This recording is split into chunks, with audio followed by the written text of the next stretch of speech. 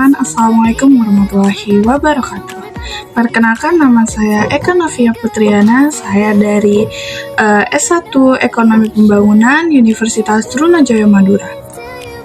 Di sini saya akan menjelaskan hasil analisis saya tentang strategi Shopee Indonesia tahun 2025. Yang pertama yaitu latar belakang kasus. Jadi Shopee Indonesia itu merupakan pasar terbesar Shopee secara global. Namun, sejak kolaborasi TikTok dan juga Tokopedia pada akhir 2023, posisi dominan Shopee mulai terancam. Data internal menunjukkan penurunan trafik hingga 14% hanya dalam 72 jam setelah TikTok Shop kembali beroperasi. Di saat yang sama, investor global menuntut profitabilitas, sehingga Shopee berada pada dilema antara mempertahankan market share atau mengurangi subsidi. Yang pertama, saya akan menjelaskan tentang strategi diagnosis 3 masalah strategi kritis Shopee pada 2025. Masalah pertama yaitu perlambatan pertumbuhan dan penurunan trafik. Gejalanya, pertumbuhan GMV melambat dari 18% menjadi 6% YOU, trafik menurun. Yang kedua, itu penyebab utamanya yaitu munculnya TikTok dan juga Tokopedia dengan kekuatan live commerce dan influencer. Dan juga yang ketiga yaitu bukti atau datanya, live commerce Tokopedia meningkat 240% pasca integritas TikTok. Yang keempat yaitu implikasi jangka panjang. Shopee itu berisiko kehilangan segmen Gen Z dan milenial muda. Lalu masalah yang kedua ada pada tekanan profitabilitas akibat subsidi besar. Yang pertama, gejalanya itu take rate menurun dari 5,2% menjadi 4,3%. Penyebab utamanya ada ketergantungan pada strategi subsidi seperti gratis ongkir, cashback, dan pay later. Dan yang ketiga itu bukti atau datanya, itu lebih dari 40% biaya operasional Shopee itu digunakan untuk subsidi. Yang keempat, implikasi jangka panjang. Jika berlanjut, kerugian SEA Group akan semakin membesar dan menurunkan kepercayaan investor. Masalah yang ketiga yaitu lemahnya posisi Shopee di live commerce. Gejalanya yaitu engagement dan conversion Shopee Live kalah dibanding TikTok Live. Yang kedua yaitu penyebab utamanya, TikTok itu unggul dalam creator, ekosistem, dan algoritma video pendek. Yang keempat itu bukti atau datanya. Jadi conversion rate TikTok Live itu lebih dari 70%, lebih tinggi dari Shopee Live. Yang keempat itu implikasi jangka panjang. Shopee berpotensi tertinggal dalam tren social commerce. Yang kedua, saya akan membahas tentang marketing mix redesign 4P Shopee Indonesia. Yang pertama yaitu produk. Jadi Shopee itu harus memperkuat Shopee Live. Yang pertama yaitu produk. Shopee itu memperkuat live dengan integrasi kreator lokal dan AI recommendation. Yang kedua yaitu fokus pada 2 lini utama. Yang pertama yaitu mass market seperti kebutuhan harian dan fast fashion. Yang kedua premium selected product melalui Shopee Mall. Dan yang ketiga yaitu resikonya. Jadi resikonya itu biaya teknologinya meningkat, teman-teman.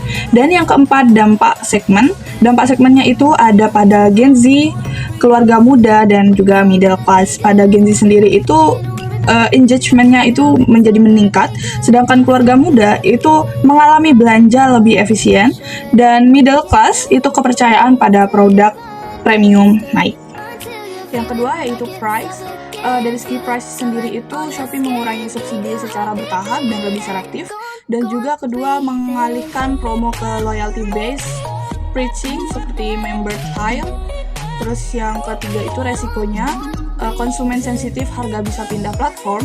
Yang keempat itu dampaknya itu yang pertama pada profitabilitas meningkat, yang kedua pada konsumen loyal lebih terjaga. Dan juga yang ketiga itu saya akan bahas tentang place.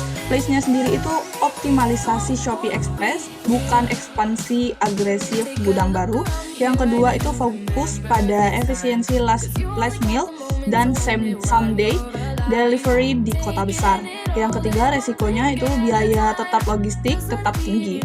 Dan yang keempat itu dampak keunggulan kecepatan tetap terjaga dibanding Tokopedia. Yang terakhir yaitu promotion. yaitu mengurangi iklan masif beralih ke data driven dan personalized promotion. Yang kedua yaitu kolaborasi kreator mikro dibanding selebritas mahal. Dan yang ketiga yaitu resikonya, yaitu brand exposure menurun. Dan yang keempat yaitu dampaknya, yaitu efisiensi biaya dan engagement lebih berkualitas.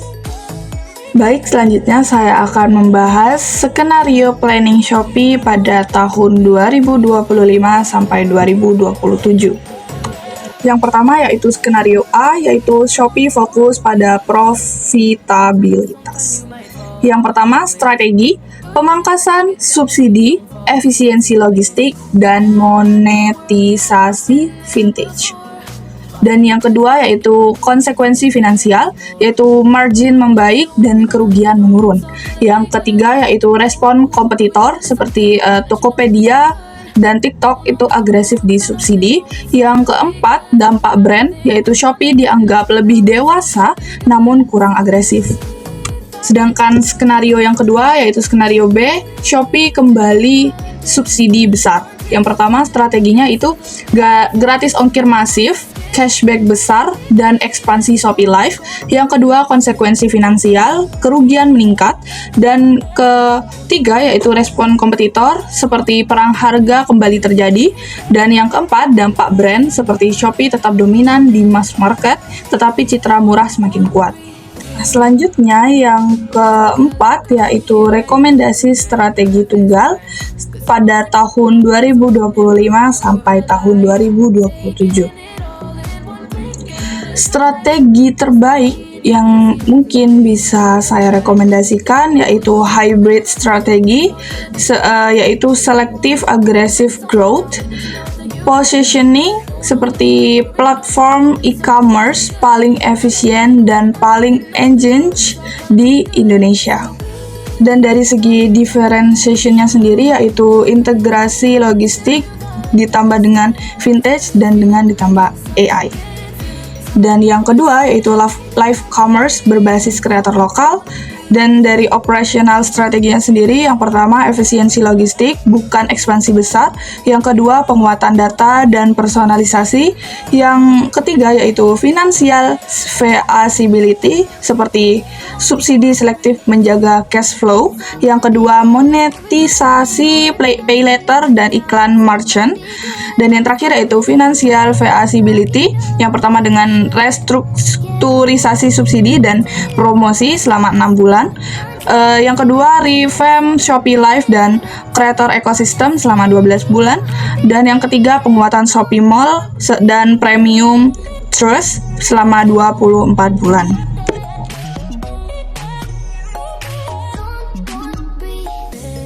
Jadi teman-teman, itu dia penjelasan dari saya. Mungkin sebelum saya menutup video pada kali ini, izinkan saya membaca kesimpulannya, yaitu Shopee tidak bisa lagi mengandalkan strategi bakar uang penuh untuk mempertahankan posisi 1 di Indonesia. Shopee harus mengombinasikan efisiensi biaya, inovasi teknologi, dan penguatan live commerce tanpa kehilangan basis mass market yang menjadi kekuatan utamanya. Jadi teman-teman, sekian dulu video dari saya. Semoga bermanfaat dan mohon maaf bila ada salah kata.